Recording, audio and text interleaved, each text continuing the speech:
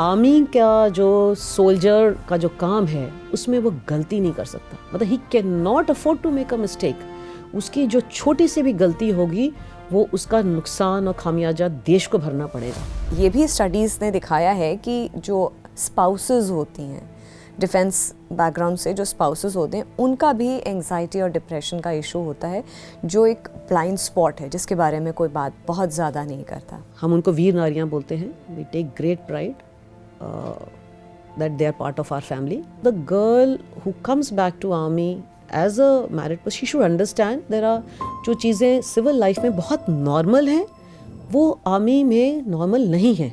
You know, आप कारगिल की बात कर रहे हो, every year almost 1200 soldiers we lose. Kargil के टाइम पे मैं और मेरा बेटा उस टाइम क्लास 2 में था और हम जलंधर में ही थे। तो वो शायद पहला वॉर था जो कि टेलीविज़न पे दिखाया जा रहा था और वो लोगों के लिए शायद बहुत एक्साइटिंग रहा होगा। लेकिन एज अ वाइफ मैं आपको बताऊं, जो हम उसको देखते थे और कि ये मतलब आप ऐसे कैसे दिखा सकते हो कि जिस बच्चे का के साथ कुछ हो रहा है, जिस ऑफिसर के साथ, सोल्जर के साथ कुछ हो रहा है, उसके पेरेंट्स भी तो देख रहे होंगे। ऐसे कौन से मिथ्स हैं जो आपको लगता है कि वो मिथ्स ब्रेक होने चाहिए? मिथ्स में है सबसे पहले कि फ़ौज में सब कुछ फ्री है, आपके पास तो कैंटीन है, आपका राशन फ्री है, आपका घर फ्री है। नहीं, बिल्कुल नहीं। एक मिथ ये भी है कि फ़ौज में पढ़ाई नहीं होती है। For every promotion they have to clear an examination. Army personnel है तो या डिफेंस पर्सनल है, इनकी लाइफ में alcohol has a major role, क्योंकि उनकी पार्टीज़ में भी अल्कोहल, कोई गेट टुगेदर में भी alcohol. How true this is, कितना सच है ये बात? हमारे यहाँ सोशल ड्रिंकिंग का कॉन्सेप्ट है, you don't get drunk. Last question अगर मैं आपसे पूछूं, ऐसे कोई पॉलिसी चेंज आप चाहती हो या ऐसा कुछ आपको लगा हो during your period with army as an army wife कि ये पॉलिसी चेंज की ज़रूरत है?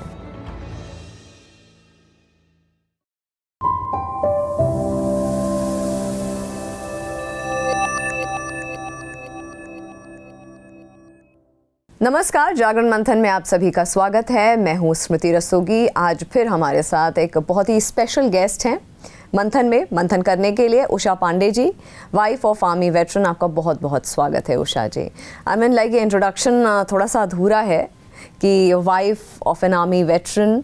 आप हर किसी की अपनी भी आइडेंटिटी होती है। आप से बात हुई तो पता चला कि आपने बहुत लंबा वक्त एजुकेशन सेक्टर में as a teacher, as a principal बहुत बड़ा वक्त आपने गुजारा है। और आई थिंक 2015 में कुछ सिचुएशंस के चलते, जिनके बारे में अभी हम शो में डिस्कस करेंगे कि क्यों आपको आपकी जॉब छोड़नी पड़ी और स्टिल आप किस तरीके से अलग अलग चीज़ों में कैसे एसोसिएटेड हैं। शुरू से शुरुआत करते हैं।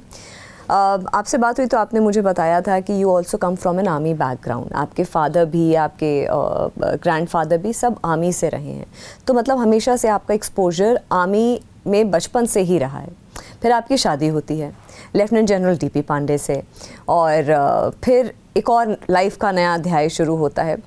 एज अ चाइल्ड जो आर्मी बैकग्राउंड होता है वो किस तरीके की लाइफ होती है एक बच्चे की, और उसके बाद जो ट्रांजिशन होता है एज अ वाइफ, जब आप इस नई दुनिया में जाते हैं, लेकिन स्टिल आर्मी का वो बैकग्राउंड सेम रहता है, क्या डिफरेंसेस होते हैं? और आम जो बच्चे होते हैं, जो सिविलियन बच्चे होते हैं, उनसे लाइफ कितनी डिफरेंट होती है, और सिविलियन जो विमेन होती हैं उनसे एक आर्मी वाइफ की लाइफ कितनी डिफरेंट होती है? स्मृति, पहले तो हमें बुलाने के लिए आपका धन्यवाद और आपके ऑडियंस को मेरा नमस्कार। आप जब मुझसे प्रश्न पूछ रहे थे तो इतनी सारी यादें तरोताज़ा हो गई, याद आ रही हैं कि जो बचपन, मेरे ख्याल हर किसी का बचपन बहुत ही सुंदर होता है। एंड आर्मी बच्चे थोड़े ज़्यादा स्पेशल हो जाते हैं बिकॉज़ उनके जो एक्सपोजर होता है वो इस तरह का होता है कि वो एक्सपीरियंसेस एक सिविल बच्चे को नहीं मिलते। तो आपको मैं बताऊं, जब हम मेरे फादर धाना में पोस्टेड थे। धाना एक छोटा सा टाउन, आज शायद थोड़ा बड़ा हो गया होगा, सागर के पास एमपी में है। और हमारी जो क्लासेस थी, I was in KV school सागर, और मैं शायद 3rd 4th में रही होंगी। और हमारा वहाँ नई बिल्डिंग बन रही थी, तो मेन बिल्डिंग 6 to 12th वाले बच्चे तो प्रॉपर बिल्डिंग में थे, लेकिन 1 to 5th वाले बच्चे टेंट में थे। तो हम लोग टेंटों में पढ़े हैं। और बच्चे तो बच्चे होते हैं। जब बारिश का मौसम आता था हम बहुत इंतज़ार करते थे, और बहुत बारिश होती है एमपी में, क्योंकि फिर वो दोनों तरफ से पानी जब टेंट में आता है तो सारे बच्चे बीच में, पढ़ाई डिस्टर्ब, और क्या चाहिए एक बच्चे को। तो मुझे वो अभी भी याद है कि जब एक बार इतनी बारिश हुई कि जब आप घर वापस जा रहे थे तो आपको नदी क्रॉस करनी पड़ती थी, and the river was in full spate, पानी ब्रिज के ऊपर तक आ गया। तो सारी हमारी फ़ौजी गाड़ियाँ एक तरफ खड़ी हैं और हमारे पेरेंट्स दूसरी तरफ खड़े हैं, और कम से कम भी तो 3-4 घंटा लगा वो पानी को नीचे आने में, और तब हम क्रॉस करके रात के मेरे ख्याल 7-8 बज गए होंगे, क्योंकि 9 से 4 बजे स्कूल होता था।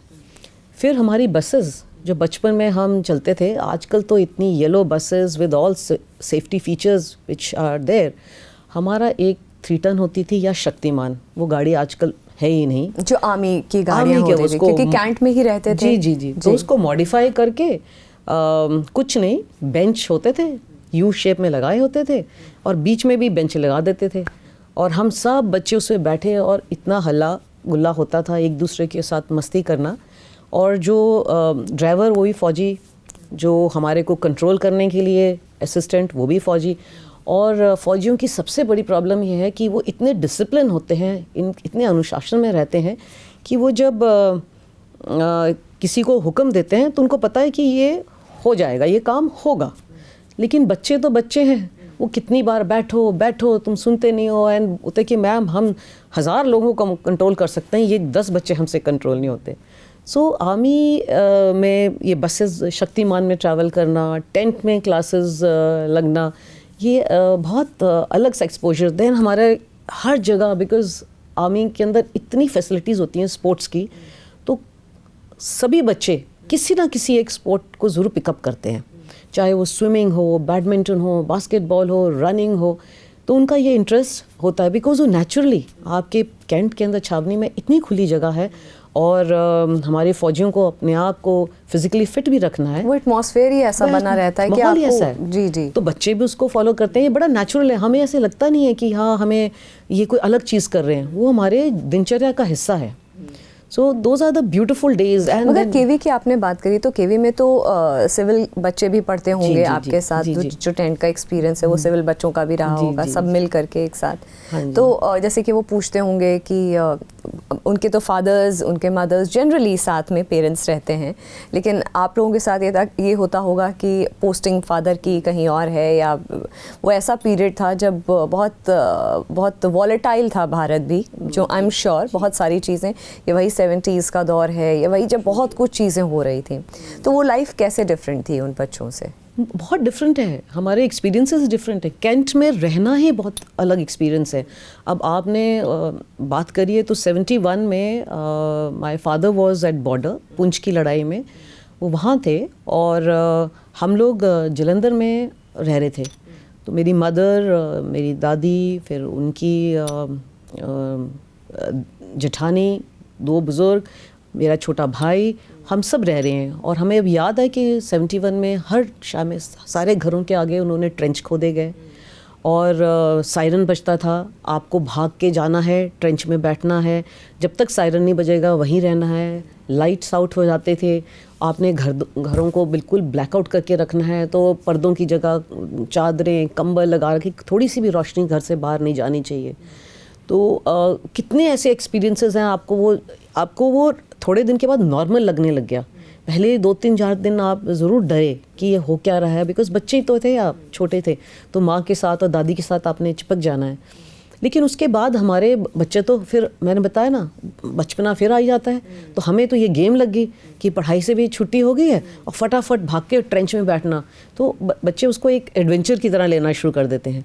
आई एम श्योर सिविल बच्चों के पास ये कभी एक्सपीरियंसेस हो ही नहीं सकते हैं। फिर हमारे लिए हमारा जब वॉर जोन के आसपास जब पोस्टिंग होती है, जी, तो हमें वो नॉर्मल, हमने कितने वहाँ आर्टी शेल्स गिर रहे हैं, तो हमें ठीक है, गिर रहे हैं, हो रहा है, बट वो नॉर्मल हो गया था। एक फ़ौजी बच्चे के लिए नॉर्मल चीज़ें हैं। और आपके फादर क्रूशियल टाइम्स पे नहीं होते हैं जब आपको उनकी ज़रूरत होती है, लेकिन that is why your mothers, army wives becomes much stronger, and they carry the family together. वो अपने सारी जिम्मेदारी अपनी as a mother, as a wife तो निभाती हैं, लेकिन they also take on the role of an army man and of the father, of the husband, and keep the family together. क्योंकि वो एक क्रूशल ऐसा टाइम होता है कि जब बच्चों को ज़रूरत होती है. एक वॉर पोस्टिंग में कभी कभी जब प्लेन्स में पोस्टिंग होती है, हर 3 साल बाद चेंज होती है पोस्टिंग, तो कभी प्लेन्स में होती है, कभी आप फैमिली के साथ रहते हो, तो कभी आप वॉर जोन में आपकी पोस्टिंग हो जाती है. और ये मैंने बहुत ज़्यादा देखा है, क्योंकि जितना मेरा इंटरेक्शन हुआ है जिन किसी से भी, तो लाइफ में ऐसा होता है उनके साथ कि जो ग्रोइंग पीरियड होता है बच्चों का, अक्सर उनके फादर्स उनके साथ नहीं रह पाते हैं, उतना टाइम नहीं दे पाते हैं, जस्ट बिकॉज ऑफ क्योंकि they have much bigger task of serving the nation. तो ऐसे प्रोसेस में जो बच्चे होते हैं वो अक्सर वो जो पीरियड होता है ना, जो बॉन्डिंग का पीरियड होता है अपने फादर के साथ, पर्टिकुलरली आर्मी किड्स, वो मिस करते हैं. कुछ ऐसे भी इंटरेक्शंस हुए मेरे उषा जी, जिसमें मैंने पूछा लोगों से कि भाई आपके फादर आर्मी में थे, आपको कभी नहीं लगा कि आपको भी आर्मी ज्वाइन करनी चाहिए?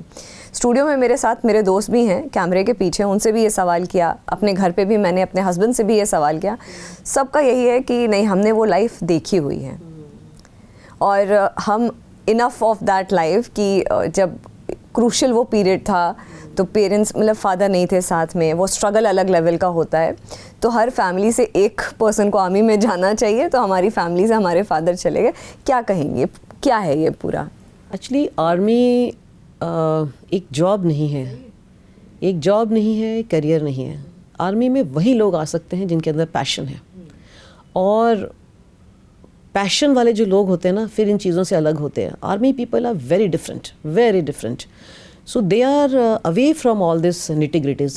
एंड क्योंकि वो इतने पैशनेट हैं अपने जॉब को लेके, अपने जहाँ वो काम कर रहे हैं उसको लेके, so that is why the role of wife और the mother becomes larger. She has to fulfil that responsibility also.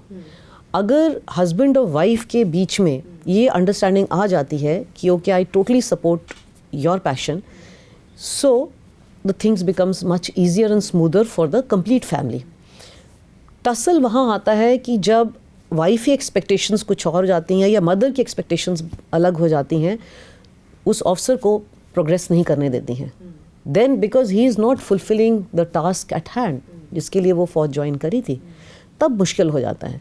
But by and large I have seen that you have to marry the right kind of a girl. हमारे young officers आते हैं तो हम उनको ये बताते हैं कि आर्मी वाइफ बनने के लिए भी आपको एक राइट गर्ल लेके आनी चाहिए, who is able to adjust बड़ी जल्दी, who is there supporting you, वो ज़्यादा रिस्पॉन्सिबिलिटी ले सके, आपका भी काम कर पाए.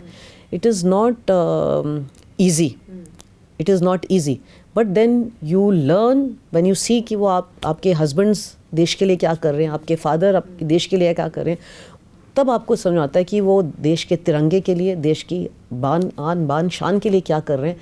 तो आपको भी थोड़ा स्ट्रॉन्ग करके कंट्रीब्यूट तो करना ही पड़ेगा. So it is difficult, but I think the army wives community हमारी है, इट सपोर्ट्स जी जी. मगर मेरा सवाल मैम ये था कि जनरली ये होता है कि आर्मी बैकग्राउंड से जो बच्चे आते हैं वो जनरली आर्मी नहीं ज्वाइन करते हैं. नहीं, ऐसा नहीं है, ऐसा नहीं है. क्योंकि मेरा जितने लोगों से इंटरेक्शन हुआ है, क्योंकि उन्होंने जनरली जिनसे मेरा इंटरेक्शन हुआ है, सर्विंग ऑफिसर्स भी हैं, उनसे भी बात हुई, तो वो चाहते हैं अगर 2 बेटे हैं या 1 बेटा है, वो नहीं रेडी है. मतलब it takes a lot of things. बहुत कम होता है कि जनरेशनल आर्मी में जाए. नहीं, बहुत. There are generations, there are 7 generation 8 generations people who are there. My own son is in army. He's joined army and he's an engineer otherwise. But he wanted to join army. बहुत बच्चे हैं join करते हैं. लेकिन आप जो ये बात पूछ रहे हैं, इससे एक इंटरेस्टिंग इंसिडेंट मैं आपको बताती हूँ. एक हमारे आर्मी ऑफिसर है, उनका बेटा MBA करने के लिए हैदराबाद गए, तो वो रूम शेयर कर रहे थे. वो सिविलियन बच्चा था, तो दोनों मदर्स अपने बच्चों को एडजस्ट कर रही थी और दोनों मदर्स बात करने लगी. सो ये सिविलियन मदर ने बोला, अच्छा आपके हस्बैंड कहाँ हैं? उन्होंने कहा कि मेरे हस्बैंड आर्मी में हैं. तो वो जो सिविलियन लेडी थी, वो उसका जो एक्सप्रेशन था, वो तो बैठ ही गई. नहीं, आपका बेटा यहाँ क्यों आ रहा है MBA करने? आपके बेटे को तो फ़ौज में जाना चाहिए. हमारे देश की सुरक्षा कौन करेगा? हमारे देश की सरहदों पे कौन होगा? आपके बच्चे क्यों आ रहे हैं? ये तो हमारे बच्चों को MBA करना चाहिए. So we all had a laugh, you know. She explain to him कि ऐसा नहीं है कि फ़ौजी बच्चे सारे फ़ौज में ही जाते हैं. फर्स्टली जो इनका एंट्रेंस टेस्ट है, जो इनका SSB है, जो प्रोसेस है, वो सभी बच्चों के लिए बराबर है. देयर इज़ नथिंग कि आपके लिए कुछ एक्सेप्शन होगा कि आर्मी बच्चे हैं तो कुछ उसमें होगा. This is totally on merit base. They have to clear the examination and of course बच्चे का अपना इंटरेस्ट भी होना चाहिए. तो lot of civilian children also come into army, lot of army children also second third generation come.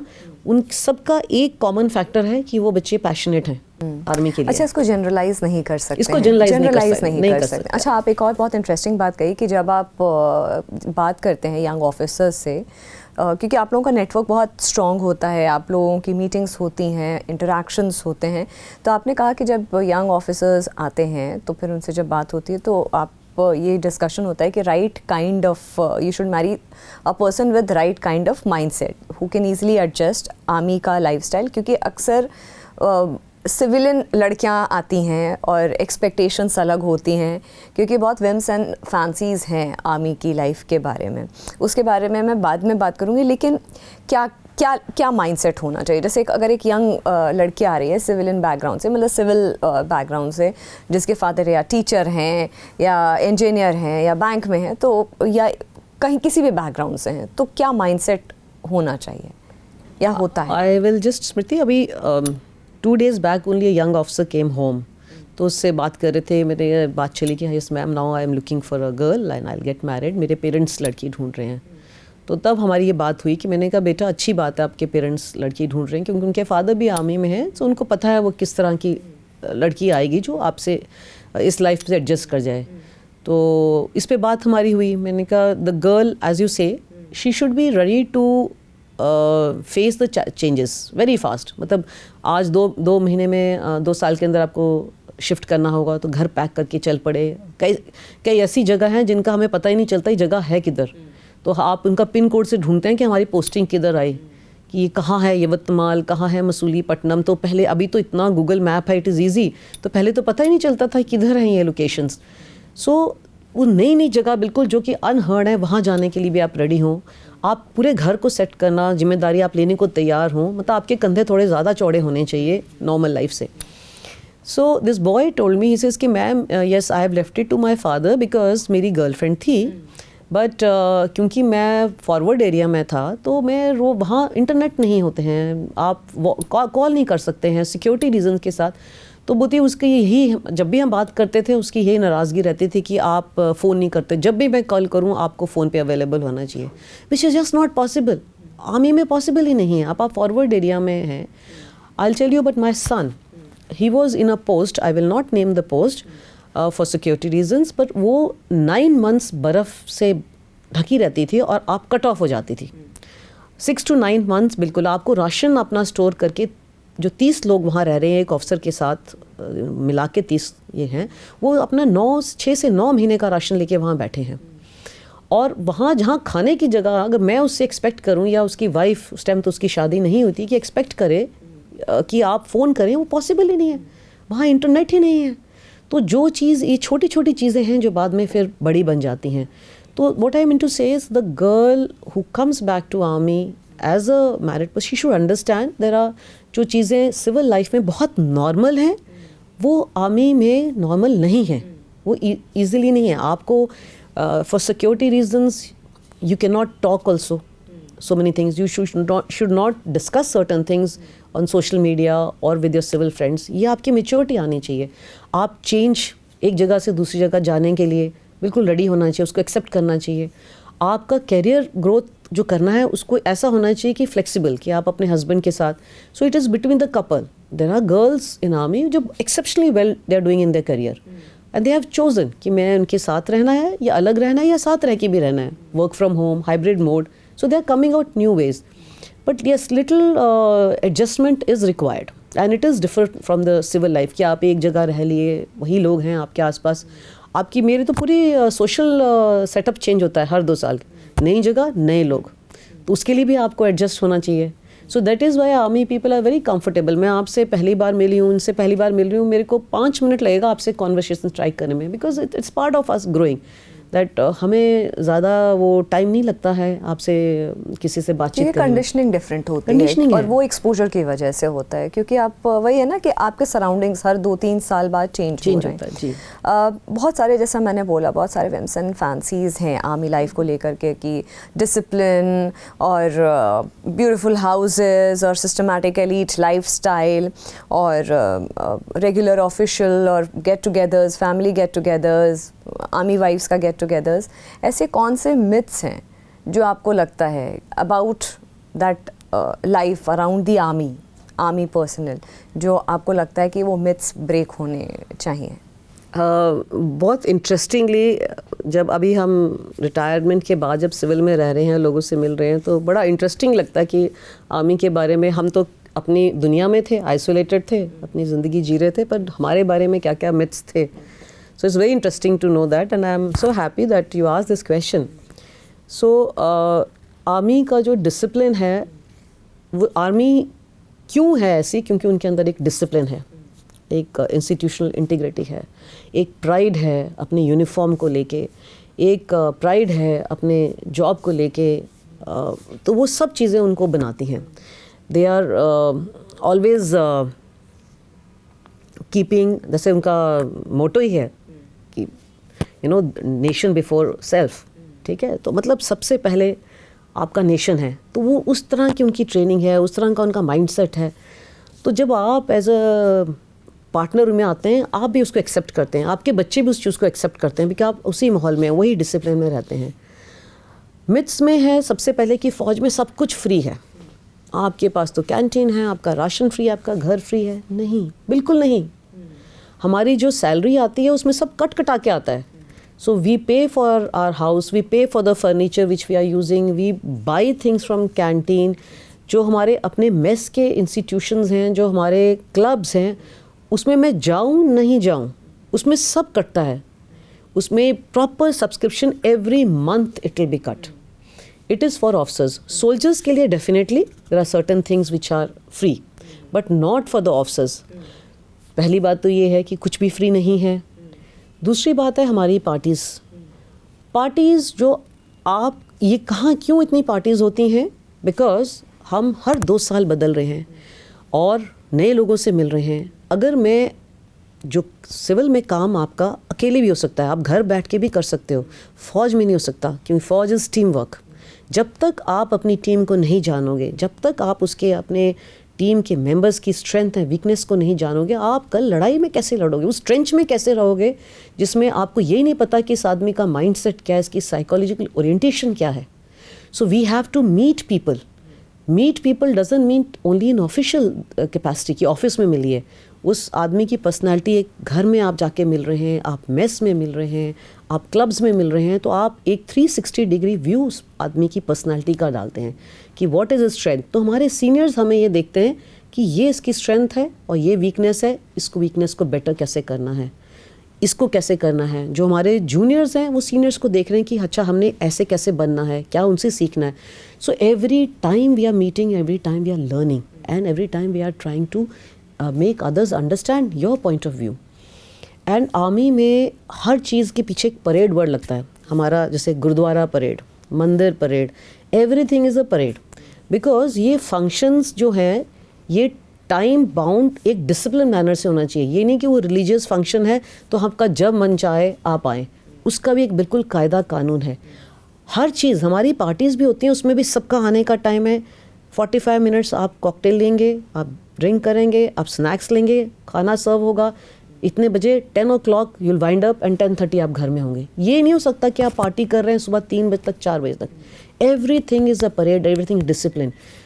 ये क्यों होता है? बिकॉज आपके डीएनए में जाना चाहिए वो डिसिप्लिन. कल को जब लड़ाई लगेगी तो आप एक, हम कपड़े, आप लोग कहते हैं इतने कपड़ों पे जोर क्यों है, यूनिफॉर्म पहनना है, तो वो हमें कहीं से भी इमरजेंसी भी हो, आपके हस्बैंड जब उठते हैं तो सबसे पहले वो अपना यूनिफॉर्म पहन के, जो उस, और हर जगह की यूनिफॉर्म अलग है, आपके ड्रेसेस अलग हैं, आपको उस तरह अप्रोप्रिएटेड ड्रेस होना चाहिए. इतनी उनकी पॉकेट्स हैं.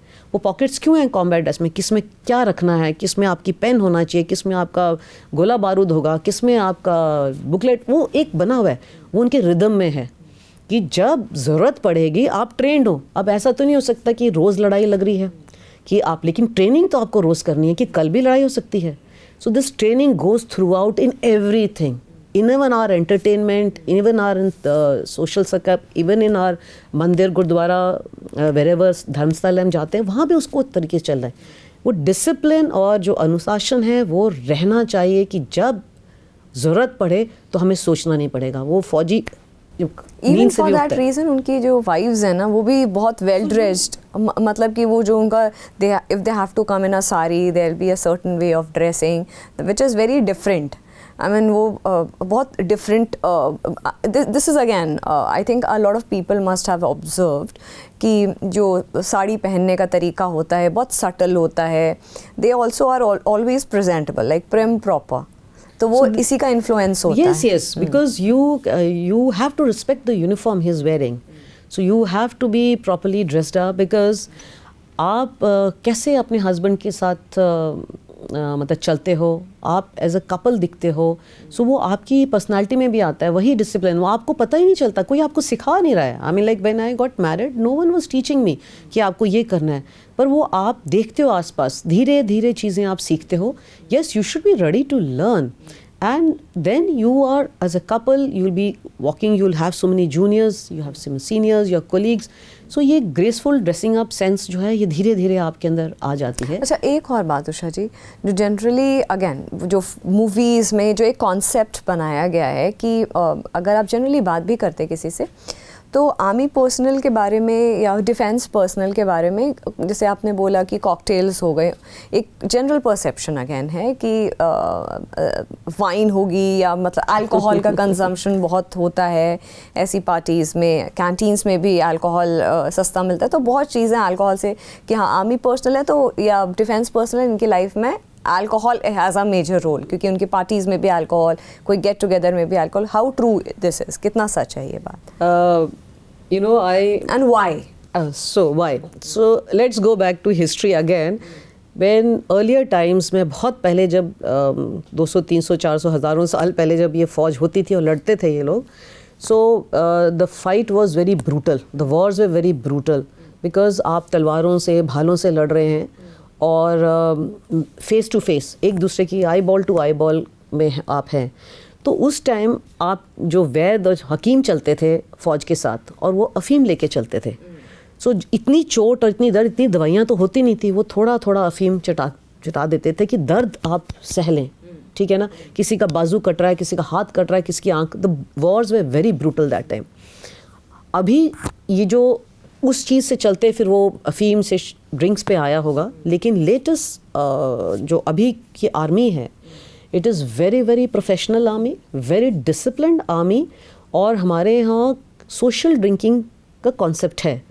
यू डोंट गेट ड्रंक, मतलब when you go you are suppose to carry your drink in a particular manner, so 1 or 2 drinks and it will be very surprising. अगर मैं आपको बताऊँ कि almost 50 to 60% people are not drinking.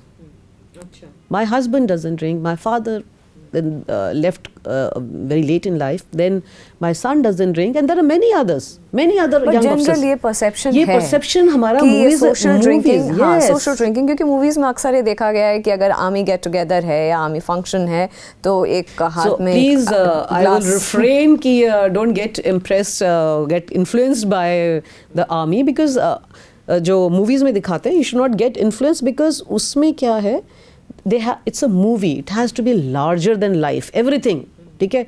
अब कौन है जो इश्क में गाना गाता पेड़ों के आसपास घूमते? मैंने अपनी लाइफ टाइम में किसी को नहीं देखा जो गार्डन पर। हमारी मूवी है that we like, so movies are larger than life. Yes, we everything which we do has a discipline and there is always a balance. We never go overboard with things. But generally ये जो again ये social drinking and networking का concept army में इतना ज़्यादा क्यों है? No, we don't have that much. We have, I'm telling you, you have to see our parties. We have to meet each. I told you ना, हम एक दूसरे से क्यों मिलते हैं? Because I have to know the person. So the social drinking और social meeting up, हमारी जो parties हैं, हमारे get togethers हैं, they are basically to know the person outside the work. Like in office, you are different, but outside you might be different. So when I am in war with the person, I should know his mindset. I should know कि ये क्या कर सकता है और क्या नहीं कर सकता है. So वो इसीलिए you keep interacting with the people. And our parties are also not so many as people talk about it. It is very, very official when we are meeting. There's a time bound. 2 hours it finishes. सबको पता है इतने बजे किसने आना है, कब जाना है, कब आपको डिनर प्लेट खानी है, कब आपने soup. Everything is structured. We just know it because we don't believe in wasting time. Each and every moment is precious because you have to spend your time on training, on invest in your physical health, in your mental health, and also learn the art of war which our officers are doing. So उसमें इतना time नहीं होता है जितना movies में दिखाते हैं कि बस वही चल रहा है. आप ये कहना चाह रहे हैं कि ये ग्लैमराइज्ड है, ये सोशल ड्रिंकिंग का आर्मी में या डिफेंस फोर्सेस में जो कॉन्सेप्ट है ये ग्लैमराइज्ड बहुत ज़्यादा है. इसीलिए लोगों के जो परसेप्शन है या लोगों का जो एक दिमाग बना है कि हाँ ये ड्रिंकिंग का बड़ी बड़ी मूंछें और एक डॉग होगा, सिगार होगा और अल्कोहल कोई मिलने आया है तो एक अल्कोहल का ग्लास होगा. अच्छा, लगभग अभी उषा जी अगर मैं बात करूँ प्रेजेंट की तो 14 लाख एक्टिव पर्सनल इस वक्त डिफेंस फोर्सेस में हैं. Operational preparedness, operational readiness, for example अभी रिसेंटली लास्ट ईयर जिस तरीके से ऑपरेशन सिंदूर का पूरा सिनारियो ये जो पाकिस्तान के साथ कॉन्फ्लिक्ट हुआ, एक डिफेंस प्रिपेयर्डनेस के लिए और कॉपरेशन प्रिपेयर्डनेस के लिए कि आपने बोला ना कि ट्रेनिंग डेली होती है, ट्रेनिंग होती रहती है. वॉर कभी भी हो सकती है, तैयारी होती है कि आपको डेली वो सेम काम करना है. That because you become pro with what work या what duties you are given. That is completely fine. लेकिन इसमें जो रोल होता है एक फैमिली का, वाइफ का इन पर्टिकुलर, फिर बच्चों का, क्योंकि वो डायरेक्ट डिपेंडेंट्स हैं. आई मीन इस फैक्ट को बिल्कुल भी नहीं डिनाई कर सकते. और जैसे कि जो फॉरवर्ड एरियाज़ की आपने बात की जम्मू कश्मीर में, अगर उस तरीके से रेगुलर हमें खबरें भी आती हैं कि हमारे जवान मार्टर हो गए, हमारे सोल्जर्स मार्टर हो गए फ़ाइट करते हुए, सीज़ फायर वायलेशन हुआ, बहुत सारी चीज़ें. तो ऐसे में जब ऑपरेशन सिंदूर जैसा सिचुएशन होता है, एक आर्मी पर्सनल का रेडीनेस, आपके सन हैं इस वक्त आर्मी में, your son is an army, एक वाइफ का रोल कितना क्रिटिकल होता है क्योंकि उसको बच्चे भी देखने हैं. और अब तो खैर ये वॉर बहुत अलग तरीके के, आई एम श्योर आपने कारगिल वॉर के टाइम पे लेफ्टिनेंट जनरल डीपी पांडे की पोस्टिंग रही, जम्मू कश्मीर के फॉरवर्ड एरियाज़ में उन्होंने सर्व किया, एंटी इंसर्जेंसी ऑपरेशंस भी उन्होंने लीड किए, एंटी टेररिस्ट ऑर्गेनाइजेशन भी उन्होंने लीड किए, बहुत सारी चीज़ें ही हैज़ लेड. तो क्या होता है उस वक्त वाइफ का रोल? यू नो प्लस ऐसा कोई इंसिडेंट कारगिल के टाइम का, बिकॉज आई थिंक ये ऑडियंस ना बहुत रिलेट करती है कि ऐसा कोई इंसिडेंट जो आपको लगे कि हाँ उस वक्त मुझे बहुत क्विक डिसीजन लेना पड़ा, ये पूरी बात. एक्चुअली जो टोटल आर्मी का जो ज़रूरत पड़ेगी वो वॉर में पड़ती है, ठीक है. बाकी नेचुरल डिजास्टर्स, क्लैमिटीज में army is always there, but main role is defending our borders, our country, that is and the citizens who are inside our country, that is the main role. वो तभी आप कर पाओगे जब आप हमेशा well trained हो. तो ट्रेनिंग इनकी कभी रुकती नहीं है. फौजी is never on leave, he is always. छुट्टी में भी अपनी रनिंग, अपनी जो भी है उसका रूटीन है, फिज़िकल फिटनेस की तरफ, अपना पढ़ाई. और फ़ौज में इतनी पढ़ाई है, मतलब जो मिथ्स है मैं बता रही हूँ, एक मिथ ये भी है कि फ़ौज में पढ़ाई नहीं होती है. जितना हर फौजी ये बोलता है कि मैम हम तो फ़ौज इसलिए आए थे, मजाक में बात करते कि पढ़ाई नहीं करनी पड़ेगी. For every promotion they have to clear an examination, and it is not कि you have to be in certain merit, then only you go ahead. तो ऐसा किसी प्रोफेशन में नहीं है कि बाकी तो आप आए और अब आप धीरे धीरे gradually you will rise to certain rank, but not in army, air force and navy. You have to clear certain examination. So आपकी पढ़ाई भी चल रही है, आप फिजिकल फिटनेस भी कर रहे हो, आप अपना वेपन ट्रेनिंग्स भी कर रहे हो, everything goes. जब आप as a wife now I talk, when I am seeing my husband doing all this, कि वो इतना busy है, so my role as a partner in any case, any married couple should understand कि हम दो different individuals हैं जिनकी दो different identities हैं. हम अपने आप में complete हैं, लेकिन हम जब साथ आ रहे हैं तो 1 + 1 1 ही हुआ. We should be complementing each other rather than competing with each other. तो जब मैं वो मेरे लिए अंडरस्टैंड कर सकते हैं मेरी requirement, I have to understand his requirement. So I have to be his strength, never his weakness. और मैं स्ट्रेंथ कैसे बन सकती हूँ कि I take care of the house, I take care of the other responsibilities, I take care of my children's education and other nitty-gritty, doing the grocery and taking care of the in-laws, taking care of the functions at home, where he cannot be there. So you have to take on more responsibility so that you allow the officer to do his work in a better fashion. देखिए, जो army का जो soldier का जो काम है उसमें वो गलती नहीं कर सकता. मतलब he can not afford to make a mistake. उसकी जो छोटी सी भी गलती होगी वो उसका नुकसान और खामियाजा देश को भरना पड़ेगा. तो हम वो अफोर्ड कर ही नहीं सकते हैं. So we have to understand that इनका काम कितना इम्पोर्टेंट है. हमें समझ में नहीं आ रहा है लेकिन दिख रहा है कि अगर वो काम कर रहे हैं और वो जो काम है जहाँ आप एक यंग सोल्जर के हाथ में उसको लोडेड वेपन पकड़ा रहे हैं तो उसकी मेंटल कंडीशन भी तो स्टेबल होनी चाहिए. वो कैसे होगी जब फैमिली पीछे से हैप्पी है, उसको पता है कि मेरे माँ बाप खुश हैं, मेरी वाइफ खुश है, मेरे फ्रेंड्स सब कुछ ठीक ठाक चल रहा है, आई कैन वर्क. आप नहीं तो सोचिए कि अगर वो घर से ही उसके पीछे सपोर्ट नहीं है तो किस मेंटल सिचुएशन में है. कभी ऐसा हुआ उषा जी कि जैसे कि चीज़ें नहीं ठीक होती, क्योंकि everything can not be hunky डोरी ऑल द टाइम. कभी ऐसा हुआ कि चीज़ें नहीं ठीक है बट स्टिल कई बार ऐसा होता है. आई एम श्योर आपका इतना बड़ा नेटवर्क है और आप आर्मी वाइफ्स के लिए काफ़ी काम भी कर रही हैं तो बहुत सारे इंटरेक्शन भी होता होगा. कभी ऐसा हुआ कि चीज़ें नहीं ठीक है but still you have to put up that face कि नहीं सब ठीक है, मैं मैनेज कर लूँगी, आप जाओ. Many a times. या कभी ऐसा हुआ कि नहीं हो रहा है या नहीं हो पाएगा, नहीं कोप अप कर पा रही हूँ, नहीं हो रहा, I don't want to leave this, I don't want to live this life. नहीं, उतना एक्सट्रीम तो नहीं है कि I don't want to live this life. Yes, there are times you face challenges, but वहाँ फिर आपकी कम्युनिटी, आपके जो फ्रेंड्स हैं, the whole unit जिसको हम बोलते हैं, आपका सेटअप आपके साथ होता है. क्योंकि हम जब जो सोशल नेटवर्किंग की जो बात है ना वो यहाँ काम आता है. क्योंकि जब आपकी हस्बैंड्स फॉरवर्ड एरिया में है, आपके बेटे फॉरवर्ड एरिया में है, तो जो पीछे जो लेडीज़ का नेटवर्क है वो इतना स्ट्रॉन्ग होता है that we go for walks together, we come and have potlucks together. किसी का बच्चा बीमार हो गया तो आपने उसको हॉस्पिटल देखने जाना है. हस्बैंड को बाद में पता. I tell you interesting incident. हम जलंधर में SF में थे, मेरे हस्बैंड बॉर्डर में ही पोस्टेड थे. मैं और मेरी फ्रेंड हम वॉक कर रहे थे रोड पे and there is a civilian. क्योंकि कैंट खुल गए हैं सिविल के लिए तो हम लोग पहले आर्मी में तो आराम से वॉक कर लेते थे. थोड़ा टाइम लगा हमें उस चीज़ को एडजस्ट करने में, बिकॉज सिविलियंस का एक अलग तरीका है लाइफ जीने का. वो उनकी गाड़ी थी टाटा सूमो और वो जो लेडी थी हम उसको जानते नहीं थे बट वी न्यू कि वो 2 ब्लॉक दूर पे रहती हैं. वो आगे वॉक कर रही थी. This vehicle came with full speed and he rammed her. वो नीचे उसको गिरती वो गई और वो तो गाड़ी लेके भाग गया. और हमने उस लेडी को देखा तो हम भागे कि ये तो हमारे उधर ब्लॉक में रहती है.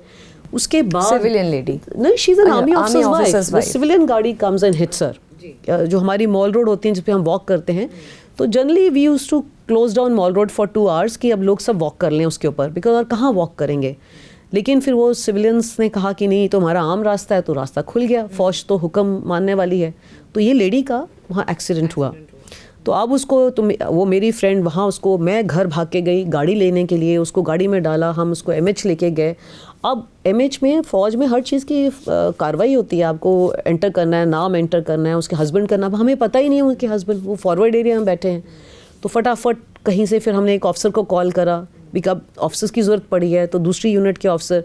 तो इस तरह एक कम्युनिटी बिल्डअप कर दिया था. ऑफिसर केम, एडमिट कराया गया, उसके हस्बैंड का फ़ोन करके बताया गया, वो 2-3 दिन बाद आए.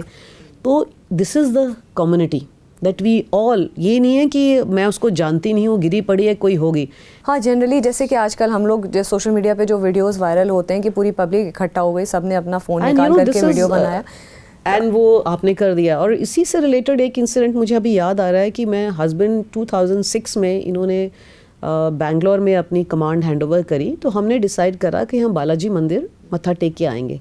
सो we were driving down and he had 10 days छुट्टी. और आगे आई थिंक 100-200 किलोमीटर्स दूर एक विलेज के आसपास की बात है कि वहाँ एक स्कूटर से एक आदमी का एक्सीडेंट हो रखा था और लोग आ रहे हैं जा रहे हैं, नोबडी. बट मतलब I don't know, we in army are so different कि हमने वो देखा, द फर्स्ट रिएक्शन इज कि इसको हेल्प करना है. एंड द लैंग्वेज प्रॉब्लम, उसका मोबाइल भी हम कुछ नहीं कर पा रहे बिकॉज लॉक था. And you don't know, and no one was trying. मैंने कहा हम पूछो तो सही कहाँ से आया, इसका आसपास कहीं गांव का है. No one stop, no one was helping us around. And again वही एक आर्मी की गाड़ी वहाँ से आ रही थी, हम बीच सड़क में रोक के उसको बताया. अब हम उसको, क्योंकि वो सिविलियन था, उसको फौजी गाड़ी में डाल दें, कल को कुछ और केस हो जाए, वो भी नहीं हम कर सकते थे. बट लकीली उसमें एक लड़का था who had knew the language, तो उसने जाके फटाफट पुलिस वालों को बुलाया and we were able to sort of help them out. But that is our first instinct. और आर्मी यही सिखाती है. जब आर्मी यही सिखाती है तो मुझे लगता है कि आर्मी वाइफ्स का भी जो ट्रेनिंग होती है, क्योंकि एक नेचुरल रिएक्शन होता है कंपैशन का, हेल्पफुल, और we are very empathetic. Empathy इतनी ज़्यादा है कि हमें पता है कि कुछ हो रहा है. आप अपने आसपास थ्रू आउट, बिकॉज जब आप बेसेस में रहते हो, अपने कैंटोनमेंट्स में रहते हो, तो you live like a family. You, आपकी जो रियल फैमिली है वो तो दूर दूर अलग अलग जगह बैठी है, लेकिन मुझे पता है कि मेरा नेबर मेरे फर्स्ट फैमिली है, वो सब फैमिली है. एग्जैक्टली. सो इसीलिए जब आप किसी घर में जब आप जाते हो, इट वाज वेरी नॉर्मल. अभी तो स्विगी जोमेटो आ गए हैं, पहले तो आप छोटे छोटे सूरतगढ़, लालगढ़ जैसी जगह में पोस्टिंग जा रहे हो, तो आप जब घर एंटर करते हैं तो आपके नेबर आपको जानते नहीं हैं, पर पानी की ग्लास, पानी की बॉटल, फिर उसका चाय, खासकर जब नई नई पोस्टिंग होती है तब खाना भी आता है. 2-3 दिन ऐसा होता है, खाना भी आता है. आप नहीं जानते हो कि सामने वाली फैमिली, क्योंकि आप नए नए शिफ्ट हुए होते हो. So that is how we are comfortable.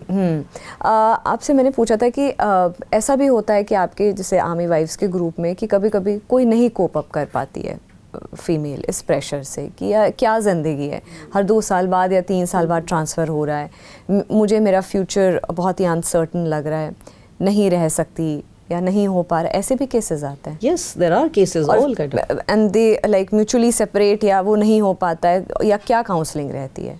So what happens is that you know, like we, when the young bride comes into army, so there is no training per se, but we just sit and talk. जैसे अब आपसे मैं बातचीत कर रही हूँ, ऐसे ही बातचीत होती है डिफरेंट प्लेसेस में, डिफरेंट टाइम से, डिफरेंट लोगों से. आप अपने सीनियर से भी हैं, अपने कोलीग से हैं, आपके जूनियर्स हैं. ये पर्टिकुलर कोई ग्रुप होता है आर्मी वाइफ्स का कि जो रेगुलर गेट टुगेदर्स होते हैं?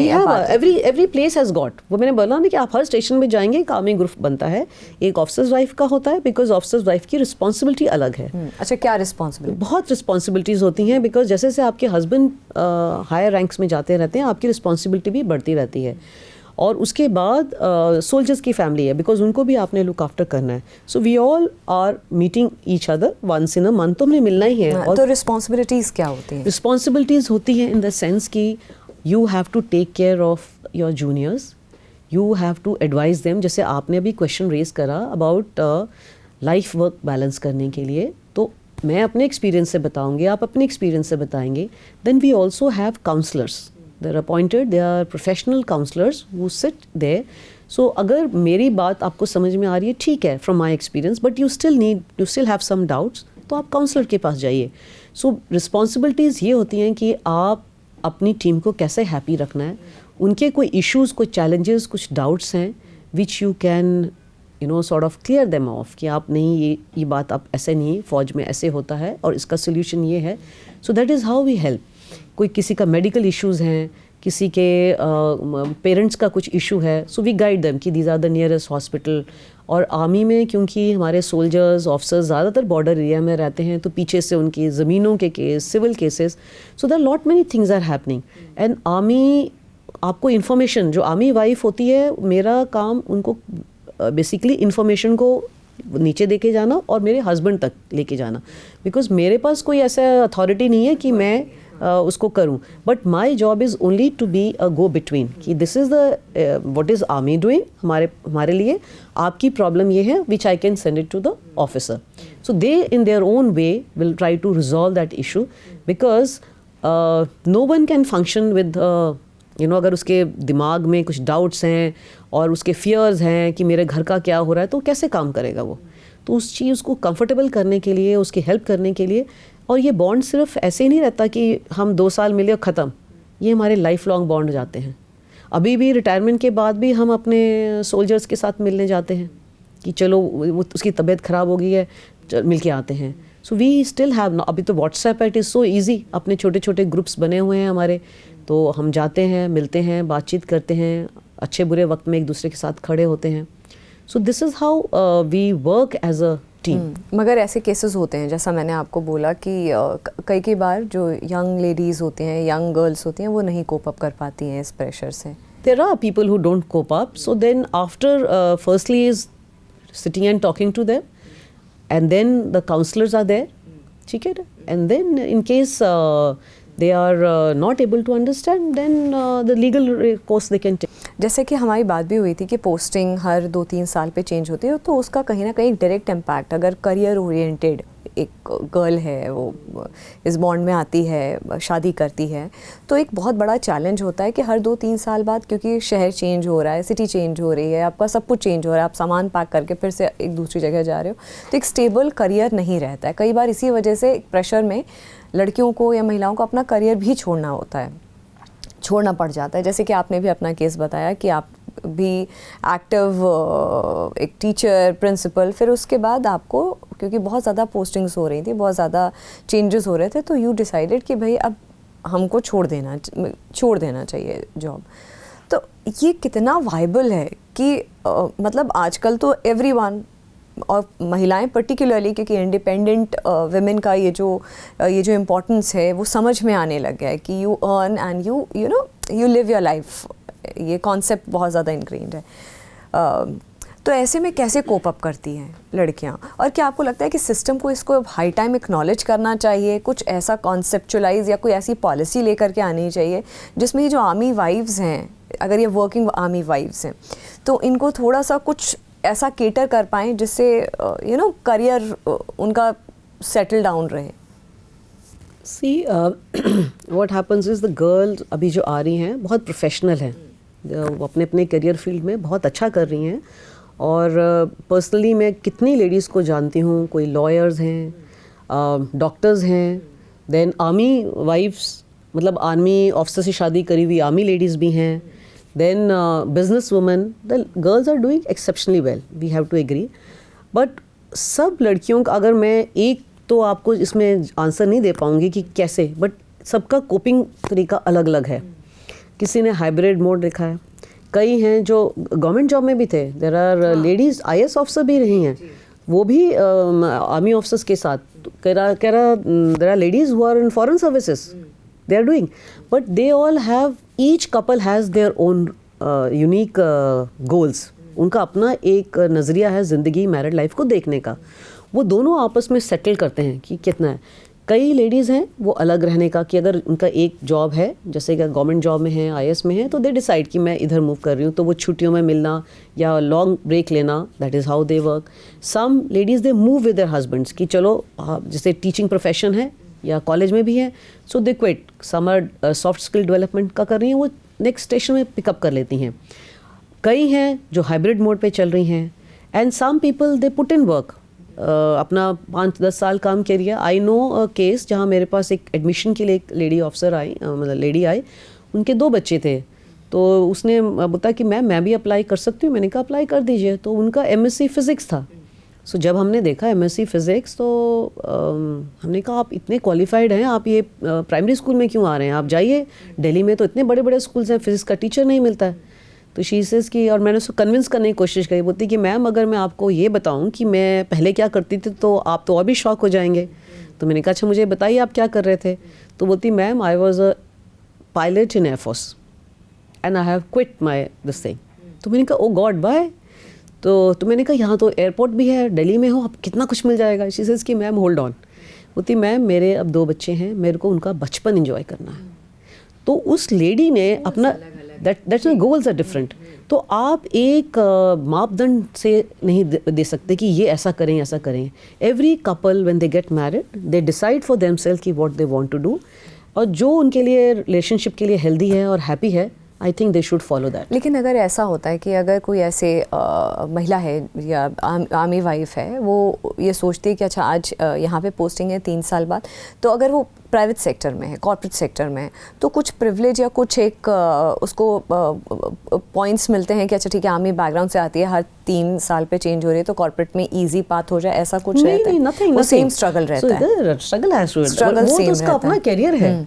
सो एक जो पोस्ट ट्रोमैटिक स्ट्रेस डिसऑर्डर, जिसे PTSD कहते हैं या कॉम्बैट स्ट्रेस कहते हैं, इसकी बात तो होती है आर्मी पर्सनल में, सोल्जर्स में, डिफेंस पर्सनल में, ये बात तो होती है। लेकिन ये भी स्टडीज़ ने दिखाया है कि जो स्पाउसेस होती हैं डिफेंस बैकग्राउंड से, जो स्पाउसेस होते हैं, उनका भी एंग्जाइटी और डिप्रेशन का इशू होता है, जो एक ब्लाइंड स्पॉट है जिसके बारे में कोई बात बहुत ज़्यादा नहीं करता। आपने ये बिल्कुल अच्छा प्रश्न पूछा है, बिकॉज़ आपने कारगिल का भी पूछा था, बीच में मेंशन किया था। और कारगिल के टाइम पे मैं और मेरा बेटा उस टाइम क्लास 2 में था और हम जलंधर में ही थे। तो वो शायद पहला वॉर था जो कि टेलीविज़न पे दिखाया जा रहा था, और वो लोगों के लिए शायद बहुत एक्साइटिंग रहा होगा। लेकिन एज अ वाइफ मैं आपको बताऊं, जो हम उसको देखते थे और कि ये मतलब आप ऐसे कैसे दिखा सकते हो कि जिस बच्चे के साथ कुछ हो रहा है, जिस ऑफिसर के साथ, सोल्जर के साथ कुछ हो रहा है, उसके पेरेंट्स भी तो देख रहे होंगे, उनकी फैमिली भी तो देख रही होंगी। So you know like that was the first thing that came into the mind of, हम जब आपस में लेडीज़ बात करते थे। So what happens is, yes loneliness भी होता है, there are times you just want to, आप कई बार होता है ना, सिर्फ बेवजह की कुछ बात करनी होती है। हाँ, हमेशा थोड़ी आपको एक मीनिंगफुल बात करते हो, रिश्ते उसमें भी है ना, जो एक जब आप सिर्फ एक तरह चुपचाप भी बैठे हो, वो भी एक खूबसूरत वक्त होता है कि आप साथ बैठे हैं लेकिन चुपचाप हैं। ये कुछ चीज़ें हैं जो आर्मी वाइफ्स मिस करती हैं, डेफिनेटली इट इज़ देयर। और इस तरह जो आपने जो ये स्ट्रेस की बात करी है, इससे भी आप जाते हो, लेकिन इसमें से जब आप गुजर रहे हो, आप कैसे इसमें से निकलोगे? एक तो आपको अपने आप को स्ट्रांग बनाना पड़ेगा, और फिर आपके साथ कौन खड़ा है। और मैं आपको ये आर्मी वाइफ जब अगर सुनेंगे इस पॉडकास्ट को, तो वो समझेंगी इतना सपोर्ट सिस्टम होता है, आपको अकेला कोई छोड़ता ही नहीं है। You can not, you are together, that के बच्चे साथ में, उनका बर्थडे हम साथ में मना रहे हैं, कोई छोटा त्यौहार होता है, कुछ भी होता है कि चलो हम इकट्ठे होकर मनाएंगे। So we are always together. ये नहीं कि मैं अपने घर में हूँ और वो अपने घर में है, उसका बच्चे का बर्थडे, चलो उसको ये पसंद है, आज मैंने कुछ बनाया है, वहाँ दे दो। साउथ इंडियन हमारे फ्रेंड्स होते हैं, उनको पता है कि इनको ये पसंद है, फटाफट वो बना देंगे। उनको परांठे पसंद हैं, तो we exchange this kind, so we remain connected. तो उसमें आप आइसोलेट नहीं होते हो, आपके जो ख्याल इधर उधर जाते हैं वो जा नहीं सकते। दिन आपको लगता है कि नहीं मैं अकेली थोड़ी हूँ, ये भी हैं, ये भी साथ में हैं, and together we will face this. और I narrate an incident, there was a young para officer and he met with an during operation, उसके साथ कुछ हुआ कि उसके पाँव की इंजरी ज़्यादा हो गई, और वो इतनी इंजरी हो गई कि वो डॉक्टर्स ने बोला कि ये चल नहीं पाएंगे। और उनकी वाइफ भी आर्मी ऑफिसर, और वो अलग जगह पोस्टेड। ये कितना ट्रॉमेटिक, और वो यंग, मतलब आप 28 साल के बच्चे को बोलो कि आप चल नहीं पाओगे, वो भी एक पैरा ऑफिसर, जो कि आप सोच नहीं सकते उसका फिटनेस लेवल क्या होगा, उसका मेंटल स्टेट क्या होगा, कि क्या क्या उसने करना था। अब वो बेड पे लेटे हैं, हम मिलने गए उनसे, मेरे हस्बैंड भी मिलने गए, हमने उनको देखा। फिर अब आप बता रही हूँ कि सिस्टम कैसे हेल्प करता है। तो पहली बात तो वो उसकी वाइफ को वहाँ लेके आए कि उसकी जो भी इन्होंने डॉक्यूमेंट्स पे अटैचमेंट करवाया कि आप यहाँ कहीं और पोस्टेड हैं, लेकिन जब तक इनका इलाज चल रहा है वो रहें। फिर वो लेडी, फिर उनके पेरेंट्स को, क्योंकि अब अकेला उस लड़के को उठाना ना, उसके पेरेंट्स को भी बुलाया गया कि सपोर्ट सिस्टम भी जो भी आपको चाहिए आप हमें बताइए। उनको भी गेस्ट रूम में रखा गया कि आप इनके साथ रहें।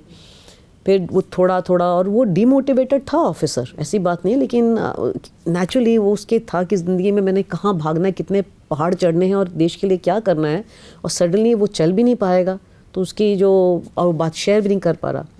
लेकिन उसका ये सपोर्ट सिस्टम जो आर्मी वाले, हमारे डॉक्टर्स, हमारे साइकोलॉजिस्ट, उसकी वाइफ, उसके पेरेंट्स, उसके फ्रेंड्स, उसके यूनिट के जो ऑफिसर्स हैं जो आते थे, जवान आते थे कि नहीं साहब करेंगे, चलेंगे चलेंगे। फिर जब वो थोड़ा ठीक हुआ, 6 महीने रहा वो हॉस्पिटल में, फिर हमने उनको घर डिनर पर बुलाया, उसकी पूरी फैमिली को। हमने कहा नहीं आप आएंगे, और हमारा जो घर था एक तरफ से तो सीधा आप अंदर आ जाओ, और एक तरफ से सीढ़ियाँ चढ़नी थी। तो हमने उसको बोला कि अगली बार आप आओगे तो ये सीढ़ियाँ चढ़ के आओगे, और आप ना ऊपर मंदिर है, आप उस मंदिर पे दर्शन करके आएंगे। तो उसने कहा ठीक है मैम। हम तो इधर जोश डालने वाली बात थी, और हमें इतनी खुशी हुई कि 1.5-2 महीने के बाद उनकी वाइफ हैं, वो दोनों सिर्फ मिलने आए हमसे। तो उन्होंने बताया कि मैम हम मंदिर दर्शन करके आए। मैंने कहा वो पता नहीं 270 सीढ़ियाँ हैं उसके अंदर। तो मैंने कहा आपने चढ़ ली वो? बोलते हाँ, शंकराचार्य मंदिर जो है। तो बोलते हाँ मैम, हम ऊपर चढ़ते चढ़ते धीरे धीरे सपोर्ट लेके गए और आ गए। तो you know this is how you support each other, कि मतलब आप छोड़ते नहीं हो साथ, हिम्मत नहीं आता। आपकी जो मेडिकल टीम इतनी अच्छी है, साइकोलॉजिस्ट आपके पास हैं, आपके सीनियर्स हैं, आपके फ्रेंड्स हैं, आपके यूनिट वाले, आपके फैमिली, तो सब मिलके उसके अंदर, लड़के के अंदर। And I am so happy that he is walking now. और ऐसे भी इंसिडेंट्स हुए होंगे जहाँ पे सेम यूनिट के ऑफिसर्स होंगे, जैसे कारगिल की आपने बात करी, जो मार्टर हो गए होंगे, शहीद हो गए, तो उनकी फैमिलीज़ कैसे कोप अप करती हैं, या ऐसा कोई इंसिडेंट उस टाइम का, कारगिल के टाइम का, जो आप शेयर करना चाहती हूँ? स्मृति, जो क्योंकि उनकी फैमिली भी डेवस्टेट हो जाती है। आपने तो ये केस बताया कि वाइफ भी आर्मी में थी, लेकिन ऐसे भी केस होंगे कि वाइफ आर्मी में नहीं है, एक होम मेकर है वाइफ, या अपना कुछ काम करती है प्राइवेट सेक्टर, या अपनी नौकरी कर रही है, या नहीं भी कर रही है, जो भी चीज़ें हैं, लेकिन पति शहीद हो जाता है। स्मृति, यू नो आप कारगिल की बात कर रहे हो। Every year almost 1200 soldiers we lose. तो बता मतलब कि 1200, हम उनको वीर नारियाँ बोलते हैं। We take great pride that they are part of our family, और उनके हस्बैंड्स ने देश के लिए वो किया है, जान तक निछावर कर दी है। So we are very proud and we salute those ladies and families. तो इतने लोगों जो आप लूज़ करते हो, तो family, there are no words, मैं शब्दों में नहीं डाल सकती। जब आप जाते हो और उनको देखते हो टूटते हुए, और छोटे बच्चे हैं, 6 महीने का है, कोई प्रेग्नेंट है, so there are, and each family is different, each house is different, हर की स्टोरी अलग है। लेकिन आप फौज छोड़ती नहीं है, फौज छोड़ेगी नहीं, आपको साथ रहती है। तो यूनिट, लोग, ऑर्गेनाइजेशन आपके साथ खड़े हैं। आपको जिस तरह का सपोर्ट चाहिए, मेंटली, साइकोलॉजिकली, इमोशनली, उसके लिए लोग हैं। So what ever help the army can render, it is given. उनका डॉक्यूमेंटेशन चलता है, उनके बच्चों का एडमिशन कहीं शिफ्ट करना है, बिकॉज अब पूरा बेस शिफ्ट हो रहा है। जैसा वो चाहते हैं कि आपको, उनको यहाँ रहना है, घर शिफ्ट करना है।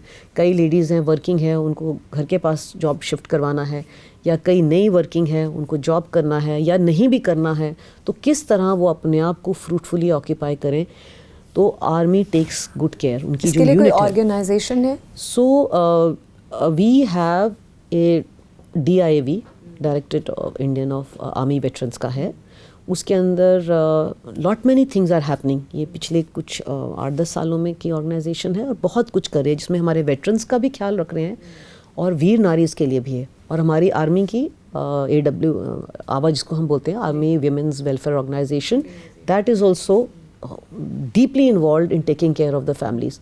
और उसमें हमारा क्या है, उनको अपने राइट्स का पता होना चाहिए, उनको क्या क्या चीज़ें ऑथराइज्ड हैं वो पता होना चाहिए, उनके बच्चों के लिए क्या फैसिलिटीज़ हैं उनका पता होना चाहिए, उनके मेडिकल कैसा, हर चीज़ की उनको जानकारी दी जाती है।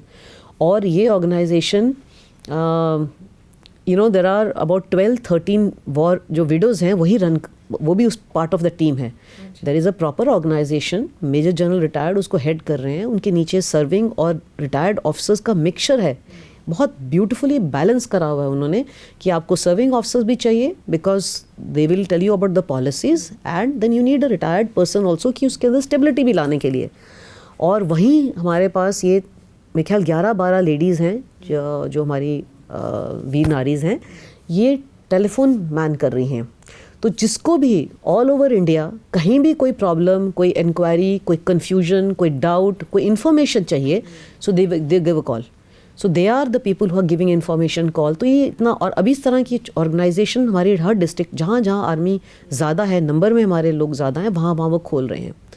So lot many things army is अगर अभी doing. सेंट्रल में ये आवा है जो वॉर विडोज इन पर्टिकुलर वॉर विडोज के लिए Besides many other things, इनका भी ख्याल इनका करते हैं, ख्याल लेकिन रखते ये दूसरी जो DIAV है ये तो totally dedicated to veterans and वीर नारीज, वॉर विडोज के लिए, उनके लिए ही है। तो उनकी कोई समस्या, कई बार कोई क्वेश्चन होते हैं, कई डाउट होते हैं, फिर कईयों को यही नहीं पता कि उनको जॉब्स भी होती हैं, because there is a gap, because army में रह रहे हैं, आपको पता ही नहीं कि आपके राइट्स क्या हैं, बिकॉज आपके हस्बैंड भी अब नहीं रहे, तो कैसे पता चलेगा कि किस तरह की उनकी क्वालिफिकेशन होनी चाहिए। तो हर चीज़ में वो हेल्प करते हैं, उनको फॉलो अप करते हैं कि आप ये अपनी क्वालिफिकेशन इंप्रूव करिए, अगर आपको ये काम करना है। So they keep guiding. So there is a complete organisation which is set up. और आर्मी इतनी बड़ी ऑर्गेनाइजेशन है, so they are taking care of the soldiers, हमारे जो रिटायर्ड वेटरन्स हैं उनका, they are taking care of our disabled soldiers, they are also taking about care of the वीर नारीज। अच्छा, जो डिसेबल्ड सोल्जर्स हो जाते हैं तो अगर जैसे कि वो सर्विस में नहीं कंटिन्यू कर पाते हैं, उनकी भी वाइफ्स को नौकरी मिलती है आर्मी में? हर उनके लिए भी है, डिसेबल्ड के लिए भी कोटा है, उनकी क्वालिफिकेशन होनी चाहिए। सिविल में बहुत ऑर्गेनाइजेशंस हैं जो उनको जॉब देती हैं, बट ये है कि यस क्वालिफिकेशन इंप्रूव करनी चाहिए। तो यही फिर इस ऑर्गेनाइजेशन का काम आता है कि आपकी ये क्वालिफिकेशन है, आप इसको इंप्रूव करिए। Then they tie up, they are liaison with the civil sector कि आप यहाँ जाएंगे। सो प्रॉपर इनके पास ही आता है, it's a government of India से आता है कि ये वैकेंसीज हैं, ये चाहिए, तो we they are basically putting 2 and 2 together कि आप गाइड करने के लिए। तो और जो आप इनके बेनिफिट्स हैं, जो उनको चाहिए, जो पता होना चाहिए, जो उनके राइट्स हैं, आपको मिलना चाहिए, तो वो सब उनको अवेयर करते हैं। मतलब कि अनलेस वो कंडीशन में नहीं हो कोई जवान की इतना डिसेबल्ड हो गया है कि नहीं सर्व कर सकता, नहीं तो तब तक पूरी हेल्प और सपोर्ट मिलती है आर्मी से। और अगर नहीं सर्व कर सकता है किसी ऑर्गेनाइजेशन को, तब वो जॉब वाइफ को ऑफर कर सकते। They can pick up, but then qualification होनी चाहिए। हाँ, जिसमें ये ऑर्गेनाइजेशन हेल्प करती है, आपको गाइड करती है कि आप कैसे इस क्वालिफिकेशन को इम्प्रूव करें, कैसे बेटर करें। सो it is like that. And I am sure बहुत लोगों को ये मदद करने वाला है, अगर जिन लोगों को इसके बारे में नहीं पता है, क्योंकि इंफॉर्मेशन डिसिपेशन बहुत इंपॉर्टेंट है। Very important. तो ये बहुत ज़रूरी है कि इस तरीके का काम हो रहा है, और एक सेंट्रल में एक ऐसी ऑर्गेनाइजेशन है जो वॉर वेटरन्स के लिए, वॉर विडोज़ के लिए, और वेटरन्स के लिए, आर्मी वेटरन्स के लिए, डिफेंस वेटरन्स के लिए लगातार इस तरीके से काम कर रही है। फिर डिसेबल्ड जो आर्मी सोल्जर्स हैं उनके लिए काम कर रही है। एक मैं आपसे ये सवाल पूछना चाहती थी, क्योंकि आर्मी की एक लाइफ होती है, जैसे आप कैंट में रहते हैं, घर आपका होता है, सीरियस हो गया, कैंटीन हो गई, everything like you have things at your disposal. फिर अचानक से रिटायरमेंट होता है, ये सब कुछ छूट जाता है, एक नई लाइफ शुरू होती है जो कि सिविलियन लाइफ होती है। एक ठीक है, आपका बैकग्राउंड ऑब्वियसली आर्मी आपको कभी नहीं छोड़ती, लेकिन एक नया आपका जर्नी शुरू होती है। तो वेटरन्स के लिए कहीं ना कहीं आर्मी में इन पर्टिकुलर, वैसे तो हर सेक्टर में होता है, लेकिन इन जनरल आर्मी में एक शिफ्ट होता है, आइडेंटिटी शिफ्ट होता है, जिसका इम्पैक्ट स्पाउसेस के भी सोशल इकोसिस्टम में दिखता है, क्योंकि वो उस इकोसिस्टम से निकल करके एक डिफरेंट इकोसिस्टम में आते हैं। ये बात कितनी प्रैक्टिकल है और ये ट्रांजिशन कैसा होता है? So I just faced this transition about 1.5 years back. तो ये ज़िंदगी का मज़ा ही है कि डिफरेंट फेजेस से आप गुजरते हैं, तो उसको एंजॉय करना चाहिए। पहली बात, बड़ा पॉजिटिव माइंडसेट रखना पड़ा है। लेकिन सिविल लाइफ बहुत फ़र्क है आर्मी लाइफ से, और उसमें सबसे ऊपर जो मेरे को लगता है एज अ वाइफ, अगर मैं आपको बताऊं कि जो कम्युनिटी सेंस ऑफ लिविंग है जो हमारे आर्मी में है, that is not I found in the civil life. सब अपने में इतने बिजी हैं, मे बी उनका वर्क ऐसा है आजकल कि आजकल घर भी वो लैपटॉप लेके ही एंटर कर रहे हैं। मैं कई बार देखती हूँ बच्चों को, वो फ़ोन पे भी लगे ही हैं, तो आपके पास इतना टाइम ही नहीं है किसी को आप नॉड करके विश कर लो। तो शायद वह कल्चर जो मुझे समझ में नहीं आएगा, इसलिए भी ऐसा है। बट यस, हमारी जैसे वो कम्युनिटी बॉन्डिंग एक सबसे बात। Then we take great pride in keeping our areas surroundings clear. हमारे घर तो सुंदर रखते ही थे हम, आसपास की जगह भी हम बहुत साफ़ सुंदर रखते हैं। So which again I find little disappointing कि जहाँ हम रह रहे हैं एंड बाहर मैं देखती हूँ तो रोज़ सफाई वाला आते हैं। मैं इसमें कोई शक नहीं है कि गवर्नमेंट की जो तरफ से सड़कें साफ़ होती हैं, रोज़ होती हैं जब हम वॉक करने जा रहे हैं, और रोज़ शाम को बच्चे आते हैं, बड़ी बड़ी गाड़ियों में आते हैं, वहाँ बैठेंगे, गाड़ी के अंदर ही सब कुछ खाएंगे पिएंगे, और उस सारा का सारा ट्रैश शीशे से फेंक के, वो मेरा घर है, मेरे घर के सामने आप फेंक के जा रहे हो और आप चले गए, और सुबह उतना ही कचरे का ढेर. So we somehow have not been able to teach our children that the civic sense जो होनी चाहिए, जो community sense और civic sense जो deeply ingrained army में है, air force, navy में, हमारे bases में है, that is there. But yes, as I told you, life के अंदर changes आएंगे, आपको उनको एक्सेप्ट करना. वो एक लाइफ थी बहुत सुंदर, आपने उसको एंजॉय भी करा, आपने उसमें काम भी बहुत करा, लेकिन अब इस लाइफ को भी जीना है. तो उसके लिए आप अपना पॉजिटिव माइंडसेट रखिए, अपने आप को बिज़ी रखिए, अपना नया इकोसिस्टम बनाइए, find good hobbies. And I think I am besides these two things which strike मी, कि जो कम लगा मुझे, अदरवाइज़ मुझे बहुत अच्छा लग रहा है ये सिविल लाइफ में भी.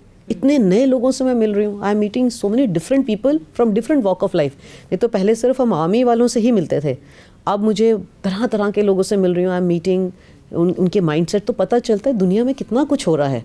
And what great things are happening in our country. Beautiful. Last question, अगर मैं आपसे पूछूं, ऐसा कोई पॉलिसी चेंज आप चाहती हो, या ऐसा कुछ आपको लगा हो during your period with army as an army wife, कि ये पॉलिसी चेंज की ज़रूरत है, पर्टिकुलरली आर्मी वाइफ्स के लिए, उनके बेटरमेंट के लिए, उनके अपलिफ्टमेंट के लिए, वो क्या आप सजेस्ट करना चाहेंगी? Actually, it's a nice question you have asked me and you're making me think. Army बड़ी ट्रेडिशनल है हमारी, बहुत ट्रेडिशनल है, हमारे वैल्यू सिस्टम में रूटेड है. हम हिस्ट्री को के ऊपर बड़ी प्राइड लेते हैं, अपनी सिविलाइजेशन पे बहुत प्राइड लेते हैं. ये सब होने के बावजूद आर्मी चेंज भी अपने आप को बहुत करती है. सो यू विल फाइंड, जब मैं एज अ डॉटर से लेके अभी तक हर ऑर्गेनाइजेशन में मैंने चेंज देखा है. चाहे हमारा इंफ्रास्ट्रक्चर हो, हमारे घर हों, हमारे बच्चों के लिए आर्मी स्कूल्स बने हों, उनके सिलेबस में चेंजेस हो, टीचर्स की ट्रेनिंग में हो, हमारे हॉस्पिटल्स इतने अपग्रेड हुए हैं. Then how army is also accepting working women, जैसा हमने इतनी बात करी उसके ऊपर, उनको रखते हुए, and those ladies are contributing. कैसे कंट्रीब्यूट कर रही हैं? अगर कोई लेडी लॉयर है, तो पहले हम जब फैमिलीज़ को सिखाते थे तो वो बहुत रूरल बैकग्राउंड से आते थे, जिनको पढ़ना लिखना नहीं था. तो हमारे वेलफेयर सेंटर में उनको बेसिक पढ़ाई सिखाते थे. बैंक में कैसे जाना है वो बताते थे, हॉस्पिटल डॉक्टर के पास कब जाना है, बच्चों का वैक्सीनेशन क्या, ये छोटी छोटी चीज़ें, घर की साफ़ सफाई, बिकॉज दे वेर कमिंग. अब सारे लोग पढ़े लिखे आ रहे हैं, इसकी ज़रूरत नहीं है, तो हमने री इन्वेंट करा. So if a lawyer is there, she comes and talks about your women rights, she talks about the profession. बच्चों को काउंसलर्स बुलाते हैं कि अलग अलग प्रोफेशन में आप कैसे जा सकते हो, उनका एक्सपोजर दे रहे हैं. सो आर्मी कीप्स री इन्वेटिंग, बट हमें वो नज़र नहीं आता क्योंकि वो बहुत स्लोली और धीरे धीरे अपने चार दरवाजे के अंदर करती रह रही है. So I think the way army is moving, I'm very hopeful and proud that we are on the right path. They are doing a great job.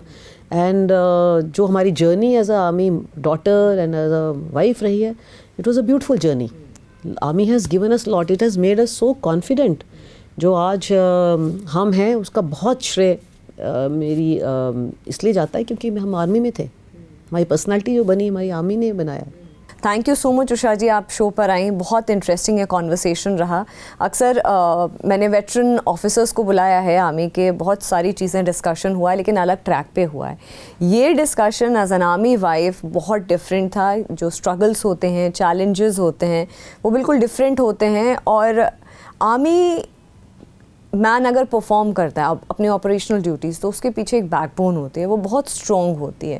तो एक सैल्यूट उनकी फैमिली को, पर्टिकुलरली उनकी वाइफ्स और उनके पेरेंट्स को भी जाता है कि वो मेंटली प्रिपेयर्ड रहते हैं कि कुछ भी सिचुएशन हो सकते हैं, लेकिन larger good of the nation, देश के लिए होगा. Thank you so much for this wonderful conversation. Thank you for inviting me Smriti. Thank you so much. फिलहाल जागरण मंथन में इतना ही. नमस्कार.